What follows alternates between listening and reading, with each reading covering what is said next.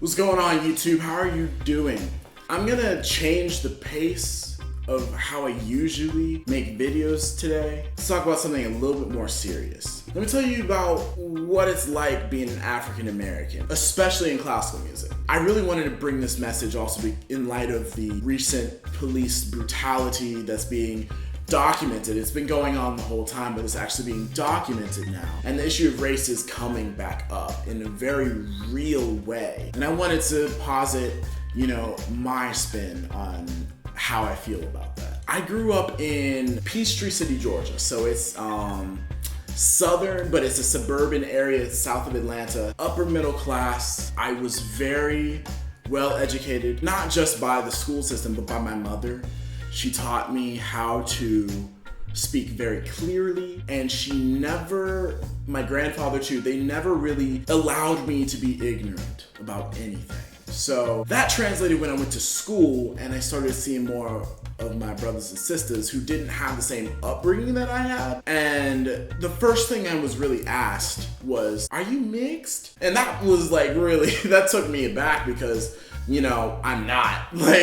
My mom and my dad are both black. I'm just light-skinned. And they didn't seem to understand that. And that really was the beginning of a rift that I felt for most of my life between myself and some African Americans. They see me kind of differently. Like I'm not really black. And see, that's really frustrating because my white friends would say I'm white. And that didn't make sense to me either. The fact that I spoke very well, the fact that I was in enrichment, the fact that I was in calculus, that just made me white. So it was weird to me because back at home, not only my parents but my grandparents were threatening to kick my butt if I didn't achieve high marks in school. So that wasn't making sense to me. Even to this day, I'll have some friends jokingly say, "You're not really black, Drew." And you know what? That fundamentally and deeply hurts me. I'm Drew, and I am a classical musician, and I'm a YouTuber, and I am a good friend. And those are things that define me. But any one of those constituents isn't the only aspect of me. So being black isn't the only thing I identify as.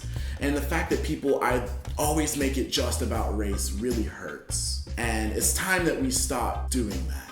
The next thing that really bothered me growing up was how my white friends diminished my successes due to affirmative action. The fact that I got into most of the colleges I applied to, most of them very well-respected institutions, a lot of my friends looked at me and were like, "Well, you're black, so that helped." But they didn't look at the fact that I had really great test scores. They didn't look at the fact that I was in the top 30 of my class with a 3.999 GPA, and they didn't look at the fact that I was one of the best violists in the state of Georgia graduating high school. None of that really mattered to them. The only thing really mattered was I was black and doing well, and that's why I got it. Now, not gonna knock the fact that it didn't help, because institutions are looking to diversify. So I play an integral role, especially with a lot of African American males not going to college. However, I hate that they went back to that being the singular reason why I was successful. All of these different perceptions that were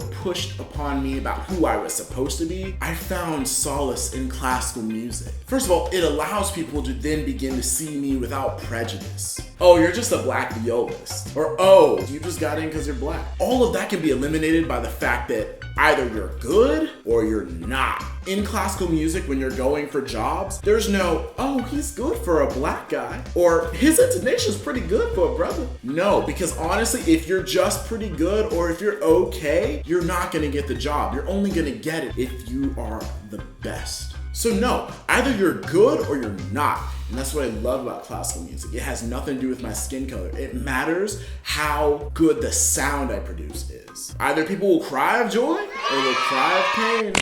Now, of course, there's still politics in classical music, but when it comes down to a career, which is a stream of job to job, and the legacy you leave behind, it all depends on the sound you create and the audiences you touch. And very few people have another say in that other than you. So honestly, it has nothing to do with skin color once you get behind producing a good sound.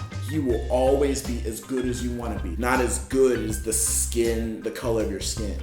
Now, I love being black. I'm proud to be black. Black. It is a part of who I am. But in the same way, it is not all that I am. So I want all young minorities to get this message. You don't have to pick up a gun. You don't have to pick up a microphone. And you don't have to pick up a ball to succeed in life. You can succeed in anything you set your mind to. And although you don't see a lot of people who look like you on a classical music stage, that doesn't mean that you can't be great. Be your own trailblazer, and I'll try to help you there along the way.